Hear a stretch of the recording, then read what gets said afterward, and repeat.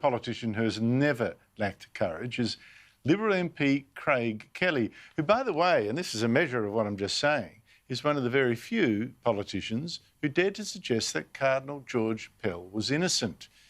I'll get onto that in a second. Craig Kelly, thank you so much for joining me. How do you think voters feel about these stay-home laws? Andrew, I think there's a growing concern about not only the huge economic cost that we're going through, and I think everyone understands the Prime Minister's been doing a great job and they support every decision he's made. But they're now starting to look at what is also the health consequences of these lockdowns implied by the state governments. People are asking, what's the mental health effect of locking people basically inside their house, telling people they can't go for a surf at the beach by themselves, or they can't go and hit a few golf balls on the golf course, or are frightened to take their daughter out for driving lessons. All these things, Andrew, every policy that we have to fight the coronavirus has not only economic long-term effects, but also health effects.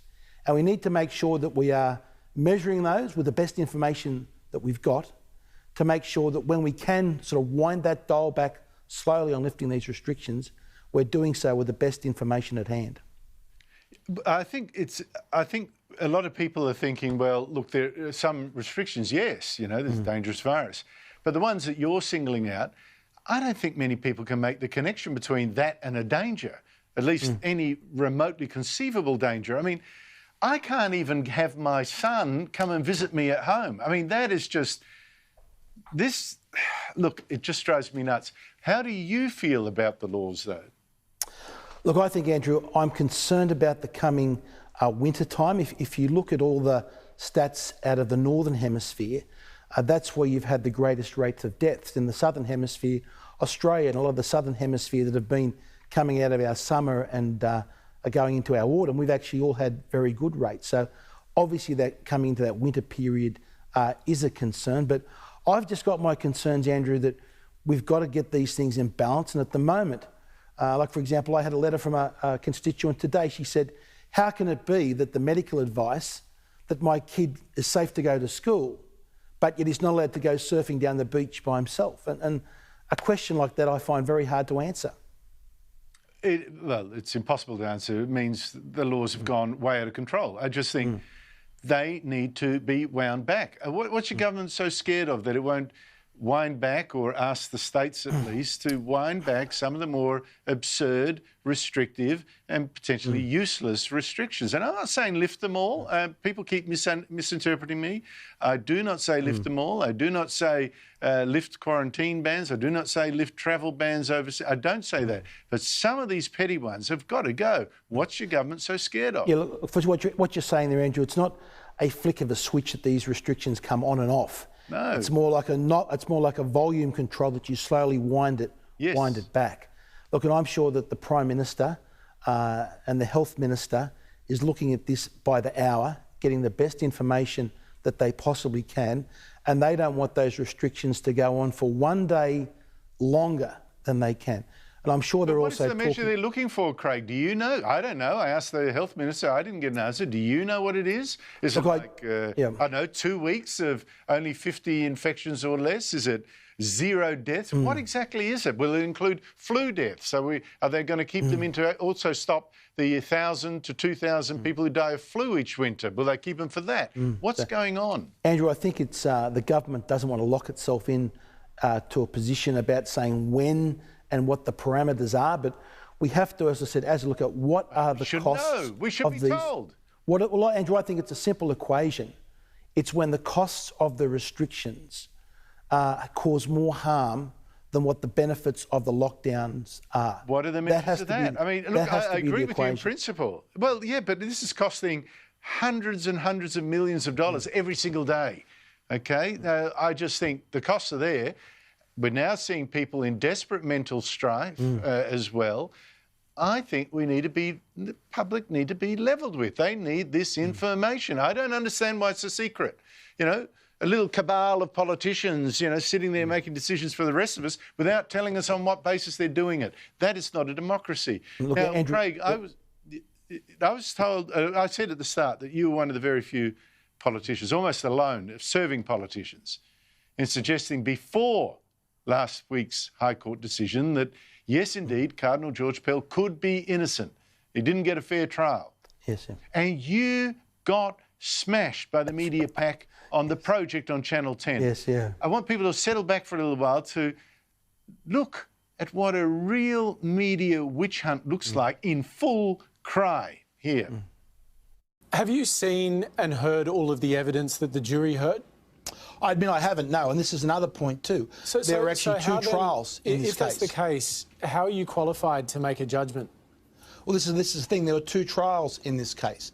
The first trial, there was a substantial number of jurors, and we don't know how many they were, that actually found Cardinal Pell innocent. This is completely relevant. You're coming on national television saying that there's been a miscarriage of justice, that the court, the jury, got it wrong, well, no, what and I'm you saying have not heard the evidence that they heard. If this fails on appeal, will you come back on our show and denounce George Pell as a convicted pedophile?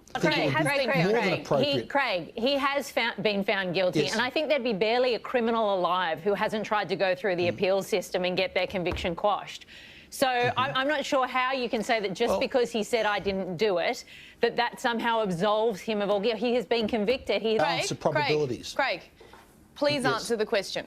How do you think your comments tonight on our show and on your Facebook post affect victims of child sexual abuse? You're out here defending a convicted pedophile. We have two prime ministers who are defending a convicted pedophile. That despite a jury finding him guilty, you're still defending him, Craig. So like it or not, you're defending on national TV, you are defending a convicted pedophile. Every one of those people attacking you were wrong and you were right. And Peter Hellier, who said that if Pell lost his appeal, you should now go back on the show and call him a pedophile. Peter Hellier, have you gone back on the show and declared George Pell innocent and yourself a fool?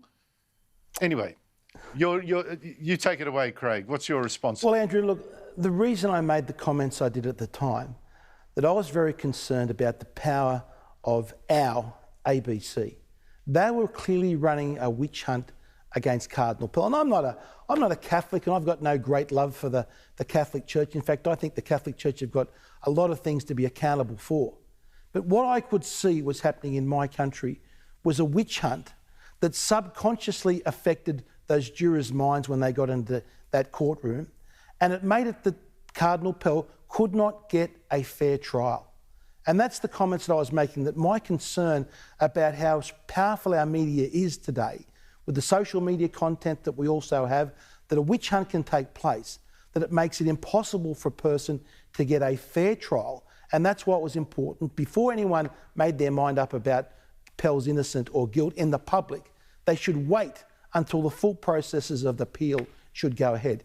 And for that, Andrew, I was absolutely vilified through Post and Pillar. I knew it would cost me some hits, and I have to take a few bullets over it. But I just thought it was such an important principle of law that we have, that we'd rather one guilty person or 10 to 1, that 10 to 1 ratio, walk free rather than one innocent man be jailed. Now, the contrary is in totalitarian societies, where they would rather 10 innocent people go to jail than one guilty person got to go off. Now, but listen, if people if people doubt that there was a witch hunt, you just saw one, and that is the media.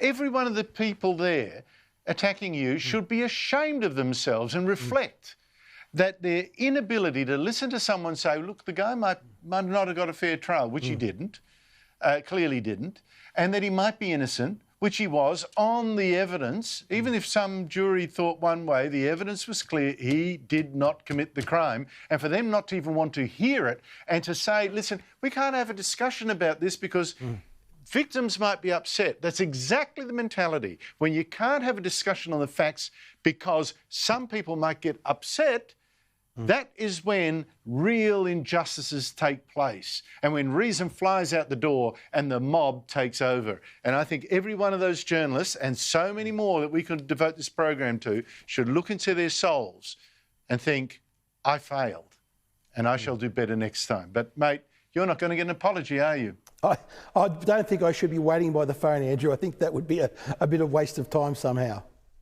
Craig Kelly, let me give you, though, a big tick for your guts in standing up to it. And I wish more politicians would have that same courage. Thank you so much for coming on the show. Thank you, Andrew.